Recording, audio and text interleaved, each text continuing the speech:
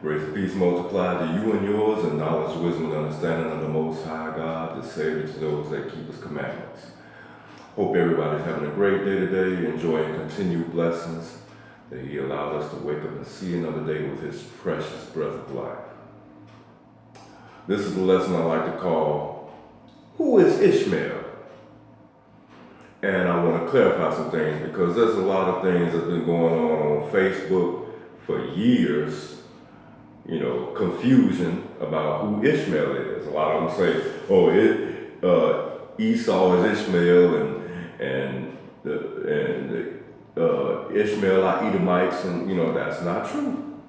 So I'm here to rectify it. Turn in your Bibles, and I'll be posting links. I got a few links on here. And one of the reasons why it might be this confusion because the Edomites and the Ishmaelites have been fighting each other over this promised land for a long time. And a lot of them spy on each other and they disguise themselves as the other nation to infiltrate. So that might be one of the reasons why. Then again, it might be because of lack of understanding. So I'm going to break it down through the genealogy. I'm going to go to the table of nations, show you who Ishmael is. Who he was in the past, who he still is today. Genesis chapter 10.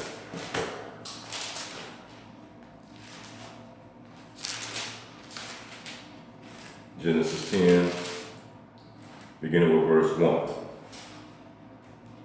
Now these are the generations of the sons of Noah, Shem, Ham, and Japheth. And unto them were sons born after the flood. The sons of Japheth, Gomer and Magog, Madai and Javan and Tubal and Meshach and Tyrus, and the sons of Gomer, Ashkenaz and Riphah and Togarmah, and the sons of Javan, Elisha and Tarshish, Kittim and Dodanim. Verse 5, by these were the isles of the Gentiles divided in their lands. So these are Gentiles, or what we call Indo-European or white people, Caucasian. Everyone after his tongue, after their families and their nations. Now, go to Genesis 11, next chapter, and verse 27, and I'll skip down to verse 31. Verse 27, now these are the generations of Terah. Terah begot Abram, Nahor, and Haran begot Lot. Now, skip down to verse 31. And Terah took Abram his son, and Lot the son of Haran his son's son, and Sarai his daughter-in-law, his son Abram's wife, and they went forth with them from Ur of the Chaldees to go into the land of Canaan.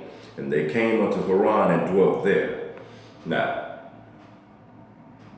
go to Genesis 16, because Noah had 3 sons that repopulated the earth.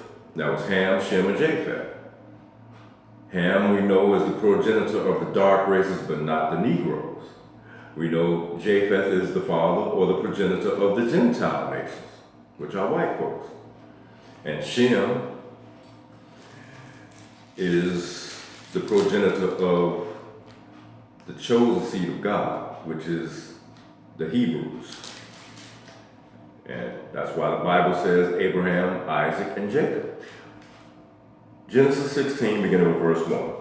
Now Sarai, Abram's wife, bare him no children, and she had a handmaid, an Egyptian, whose name was Hagar. And Sarai said unto Abram, behold, now the Lord hath restrained me from bearing. I pray thee, go in unto thy maid, my maid. It may be that I may obtain children by her. And Abram hearkened to the voice of Sarai. And Sarai, Abram's wife, took Hagar, her maid, the Egyptian, after Abram had dwelt 10 years in the land of Canaan, and gave her to her husband Abram to be his wife. And he went in unto Hagar, and she conceived. So he slept with Hagar, and she conceived. And when she saw that she had conceived, her mistress was despised in her eyes. And Sarai said unto Abram, my wrong be upon thee. I have given my maid into thy bosom. And when she saw that she had conceived, I was despised in her eyes. The Lord judged between me and thee. Verse 6, But Abram said unto Sarai, Behold, thy maid is in thy hand. Do to her as it pleaseth thee. And when Sarai dealt hardly with her, she fled from her face. And the angel of the Lord found her by a fountain of water in the wilderness, by the fountain in the way of Shur. And he said, Hagar, Sarai's maid, whence camest thou? And whither wilt thou go? And she said, I flee from the face of my mistress Sarai. And the angel of the Lord said unto her, Return to thy mistress, and submit thyself under her hands.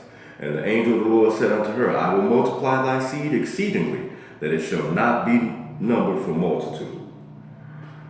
Verse 11, And the angel of the Lord said unto her, Behold, thou art with child, and shalt bear a son, and shall call his name Ishmael, because the Lord hath heard thy affliction. That's what Ishmael's name means. Verse 12, And he will be a wild man. Whoa! Major prediction. It's the Spirit talking to Hagar, telling you what your son gonna be in the future. He said, and he will be a wild man. His hand will be against every man, and every man's hand against him, and he shall dwell in the presence of all his brethren. That's still true to this day. Now, skip down to verse 15.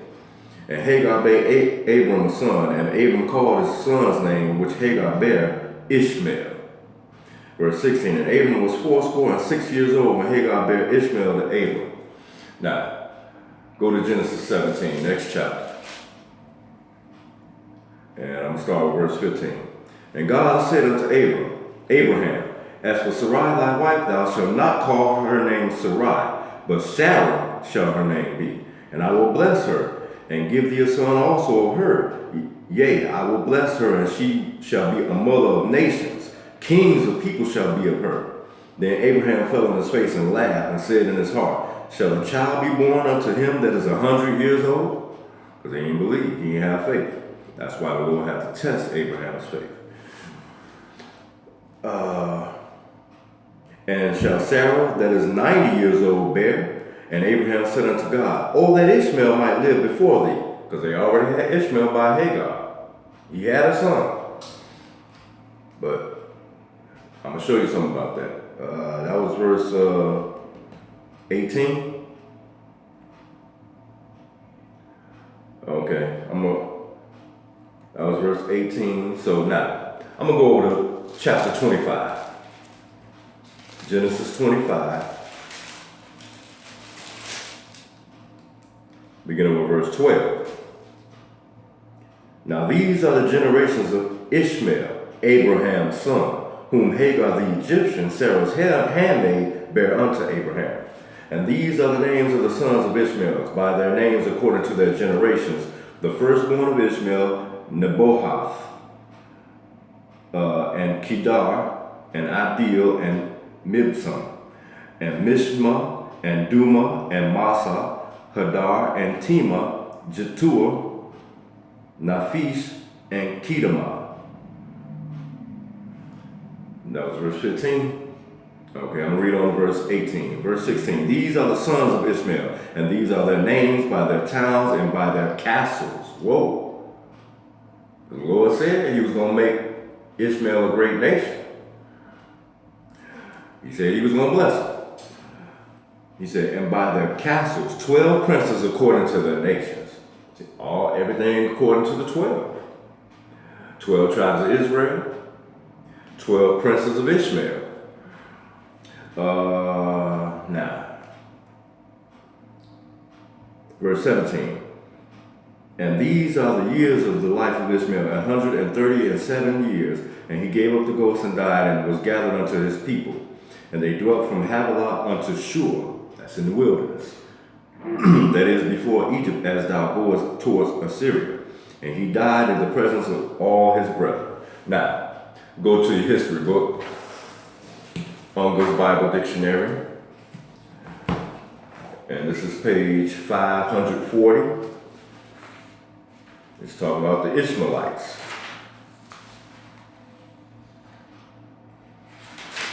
Ishmaelites. It says, a descendant of Ishmael. The term is probably sometimes used as a general name for all the Abrahamic peoples from Egypt to the Euphrates, and perhaps to the Persian Gulf, their headquarters being in western Arabia. In Genesis 37, 25, 27, and 28, the name Ishmaelites may have been applied in general to the caravan, which included a body of Midianite merchantmen. Because when you read the book about Joseph, Joseph's own brothers sold him into slavery with the Midianites, which were Arabs.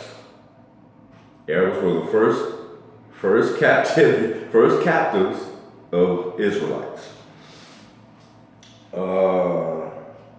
The same relation may exist in Judges 8:22 and 24. In verse 24, that kind of traders may have been called Ishmaelite, as the name Canaanites was used for merchants, since the Ishmaelites were caravan traders from the remotest times. Muhammad claimed descent from Ishmael. Whoa, the founder of the religion Islam. Muhammad claimed descent from Ishmael. Though in the confusion of the Arab genealogies, the names are lost beyond the 21st generation before the prophet, the claim is probably enough, since the pre-Muhammadan law of blood revenge, which required everyone to know his ancestors for 4 generations back, will prevent all confusions in regard to race. And after making due allowance of mixture with the Joktanites and Keturaites, we may fairly regard the Arabs as essentially an Ishmaelite race. Modern day Arabs. Now, another history book. This is From Babylon to Timbuktu. I know many people have heard of it. I'm going to read you a little background about Ishmael and the Arabs and Muhammad. Babylon to Timbuktu, page 44. The birth of Islam. At the time of the birth of Muhammad, what were the international events or conditions operating? The answer to this question is necessary for comprehension of the rapid emergence of the Mohammedan Empire. The Roman Empire at the birth of Muhammad was divided into 2 parts, the Western Empire with the capital at Rome and the Byzantine Empire with the capital at Constantinople. That's modern day Turkey. The Roman Empire in the West collapsed AD 476 after many barbarian raids and incursions. The Germanic tribes crossed the borders and penetrated into all the territory of the Western Empire, including Africa. The Eastern Empire was deprived of its vigor by repeated wars with Parthia, and it's got in parentheses Persia. And I'll read you that in the last 20 years, where Roman soldiers carried back the worship of the sun god Mithras from Persia. That's another lesson. This empire could not hold its possessions with a firm grip. Constant imposition of heavy taxes, a scarcity of soldiers and agricultural laborers, economic exhaustion, a large slave class, and influx of the barbarians with frequent wars brought disorder and weakened both the Western and Eastern empires. This is Rome. With the defeat of Jewish and Christian power in Arabia, the stage was now set for the rise of a new power on the world scene. This new power was Arabia. The Arabian Empire, with its new religion, Islam, established the superstructure of its culture on the ruins of the Roman Empire in the Middle East, Africa, and parts of Europe.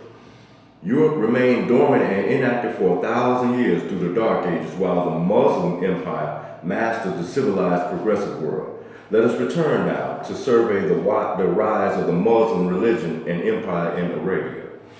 When Muhammad was born, many Arabs were still worshiping the sun, stars, spirits, and idols. The Arabs possessed 360 idols, one for each day of the year. That's a lot of idols. But this just confirms how man counts a day and the Lord counts a day. Because man says we got 365 days, right? They incorporated that so-called leap year, which makes it 365 days. But the Lord say 360 days. That's another lesson. Muhammad was born AD 570, 4 years after the death of Emperor Justinian. He was descended from the tribe of Koresh and the family of Shem. His mentality was prodigious. In his youth, he was never taught to read or write. Whoa. So he never learned how to read or write. but his imagination was superlative. He had a vivid imagination. Like many of us, we got vivid imagination. We come up with all kinds of stuff out of our mind. Muhammad was an extraordinarily handsome man. So he was easy on the eyes. He was a pretty boy to the ladies. And eloquent in motivating men with the power of words. So he had that mouthpiece. So he looked real good physically, and he had the gift of gab. If you ain't humble and a righteous person, that could be a dangerous combination. Now, I'm gonna skip down to this last paragraph. After Muhammad, this page 45, after Muhammad became a camel driver, he traveled to remote and intriguing lands. He led his caravans to Persia, Syria, and Egypt, transacting business with merchants of every kind. On his business trips, he met Jews, Christians, and members of other sects. He interrogated them concerning the tenets of their religions. He frequented the environment of the Jews and their rabbis, mostly because they were merchants and an omnipresent ethnic group. Because he could not read or write, his ears were attentive and keen to everything that the Jews related to him. So he listened very well to how they did things. Muhammad learned and extracted much from the Jewish religion and compounded it with his new religion, Islam. The most recent religion on the planet is Islam. But where did it derive from? Judaism. Now, this is page 46. Muhammad gradually came to believe that he was a prophet. What the Bible say in the book of Jeremiah, let not thy prophets and your diviners that be in the midst of you deceive you. But he said he came to his own mind to believe that he was a prophet. Let's read on about this. And expounded his religion to members of his family. He went out to the holy temple to preach to the multitudes that gathered to worship the idols. With these words, the first phrase of the Islamic revolution began. La ilaha illa Allah, Muhammad Rasul Allah. There is no God but Allah, and Muhammad is the prophet of Allah. That's a little puffed up because he put his own name in there. Okay? Now, turn to page, if you got this book, turn to page 48. The Prophet Muhammad adopted many principles and laws from the Jewish religion. See, that's what I just told you. I ain't gonna lie to you. That's why, and personal note, back when I graduated high school, I wanted to be a Muslim. I went to Muslim meetings. You know, the Lord say, Friday sundown to Saturday sundown is the Lord's Sabbath day. When I was attending Muslim meetings, what day was they on? Friday evening. Just go to show you. A lot of people know stuff, but they want to put their own twist on things. Says, the Prophet Muhammad adopted many principles and laws from the Jewish religion. First of all, the basic idea of monotheism, which is the belief in one God. The Jewish confession of the unity of God is Shema Israel Adonai Eloheinu Adonai Ehad. Hear, O Israel, the Lord our God, the Lord is one. The Muhammadan slogan is as follows. La ilaha illa Allah, Muhammad Rasul Allah. There is no God but Allah, and Muhammad is the prophet of Allah. Muhammad adopted also the main details of the Jewish calendar, the Day of Atonement, the Sabbath. See, told you. Much of the Bible, and narratives from the Midrash, and many points of the ritual law. Incidentally, the Jews pray 3 times a day facing the city of Jerusalem, and the Muslims, true believers, pray 5 times a day facing the city of Mecca. Trying his best, Muhammad sought to convert the Jews to his new religion, but to no avail. The Jews were adamant and resistant to change. The high esteem which the prophet held for the Jews was transformed to enmity. Because they wouldn't convert to his new religion.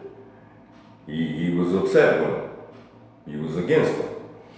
And instead of allies, he looked upon them as competitors. And they have been, the Arabs and the Edomites have been fighting each other thousands of years to this day. That's why there is no peace in the land over there. They're killing each other on a daily basis. But that's another lesson. Now, that's enough of that. That was page 48. Now, another history book, last 2 million years. Last 2 million years. It's page 148 and 150.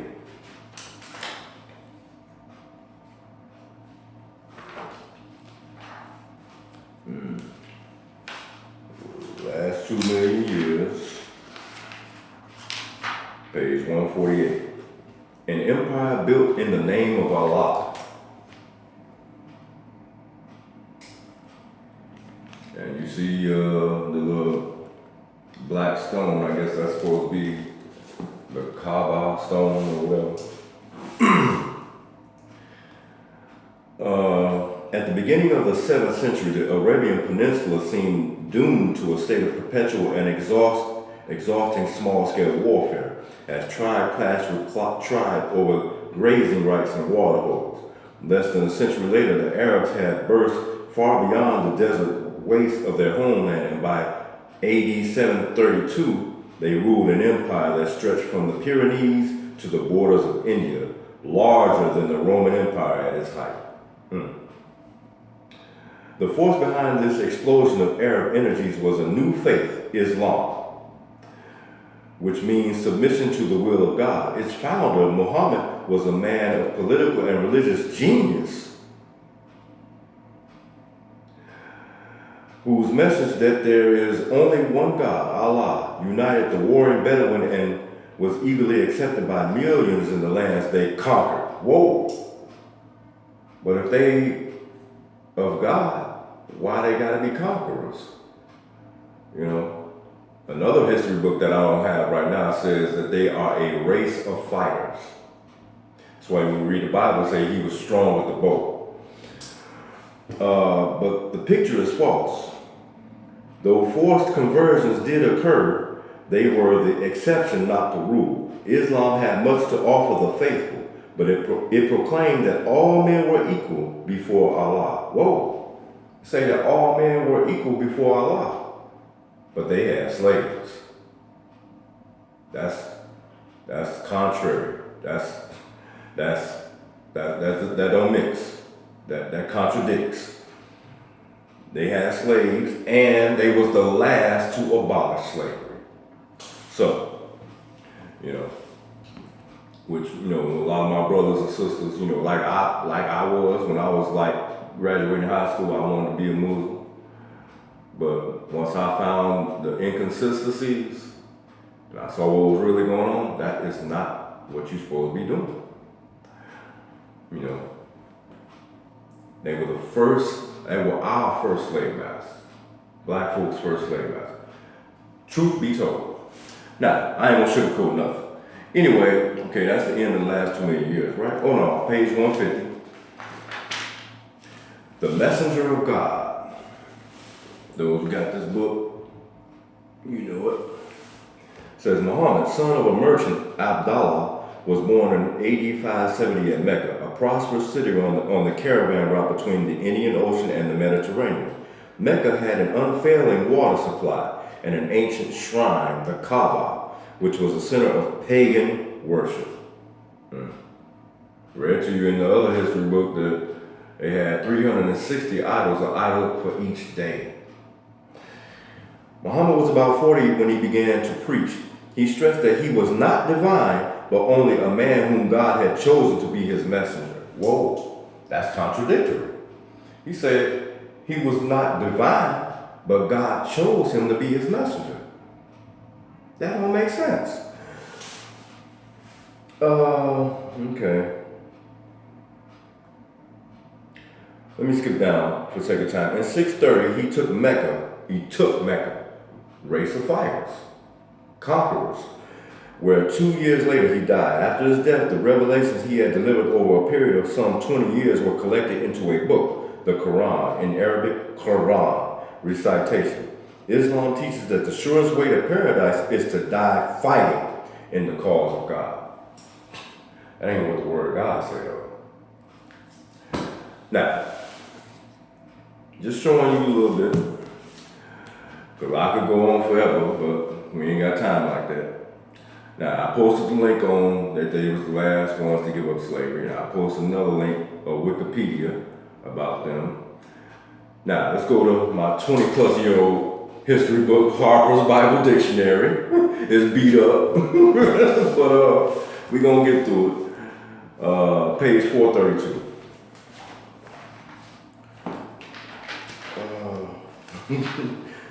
432.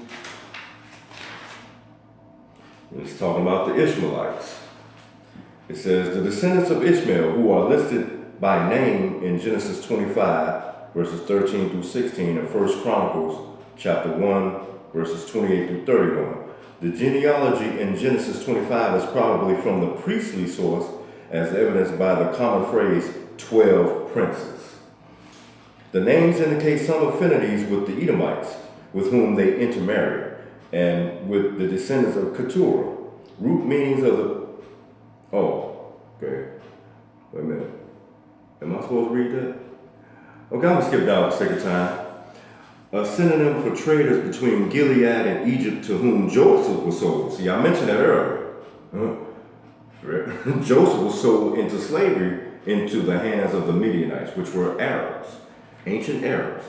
The latter reference may reflect a second Elohistic version of the story. Scholars today, however, are more inclined to see in the variation of names a stylistic preference of a single author or editor. Okay, that's all. Oh, wait. This is what I missed. These other names: Kedar, perfumers Mibsam, fierce Hadad, settlers in Tema, or encampments protected by stone walls, Jetur, very wealthy. See, the Lord has blessed them. Now, go back to the Bible. Genesis 17, 2 verses here. So they're fighting over this promised land today. There's various reasons, but I'm going to show you one of the main reasons in the Bible. Genesis 17, beginning with verse 20. Verse 20 and 21.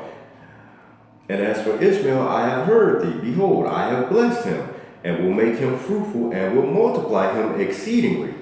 12 princes shall he beget, and I will make him a great nation. Verse 21. But my covenant will I establish with Isaac. And you can read other places in Genesis where it say, when the Lord say that Abraham, Isaac, thy son, thy only son, he said at least twice. Because the covenant is with Isaac. That's why you hear repetitively Abraham, Isaac, and Jacob. But the Lord's still blessing them though. Now, Deuteronomy 23, and I'm almost done, bear with me. Beginning with verse 3. Deuteronomy 23 and verse 3.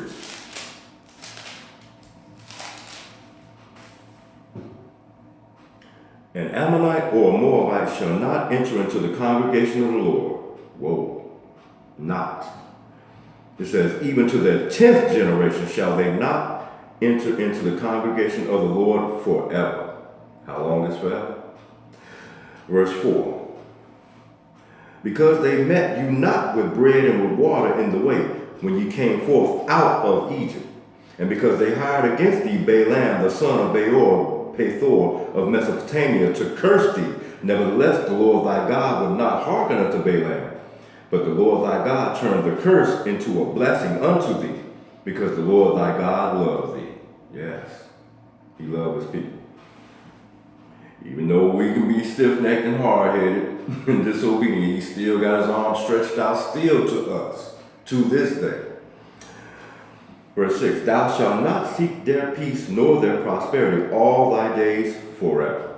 Verse 7, thou shalt not abhor an Edomite. Whoa. So all my Hebrew brothers and sisters out there preaching that hate against Esau, what the book say? You supposed to be keepers, you supposed to establish the law of the book. what the book say right here, Deuteronomy 23, says, thou shalt not abhor an Edomite, for he is thy brother. Whoa. Wake up, Israel. It says, thou shalt not abhor an Egyptian, because thou was a stranger in his land. Verse 8, the children that are begotten of them shall enter into the congregation of the Lord in their third generation. Now, back to Unger's Bible Dictionary. And I read that out of Deuteronomy 23 because, not just because, everybody preaching this hate. It's like, you see the signs and wonders all the time. Like, you had the white supremacist march over in, what was that, Virginia? But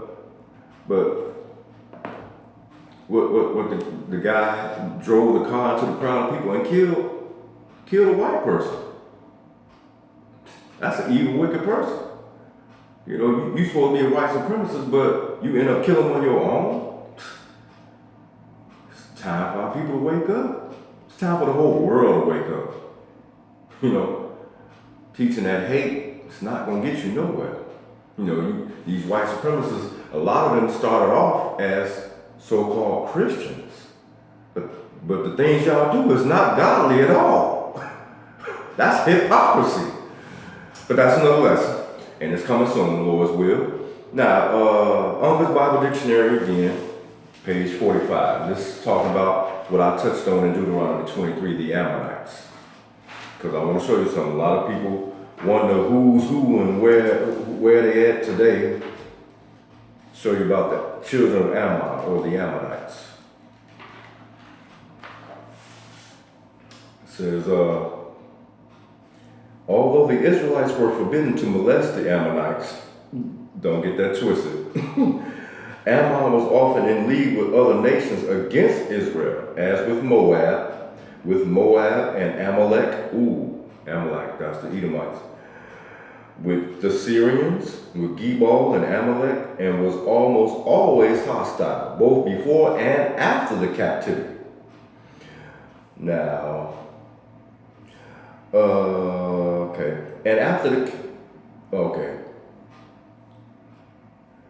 till all were swallowed up by Rome. In the time of Justin Martyr, about 150 AD, the Ammonites were quite numerous.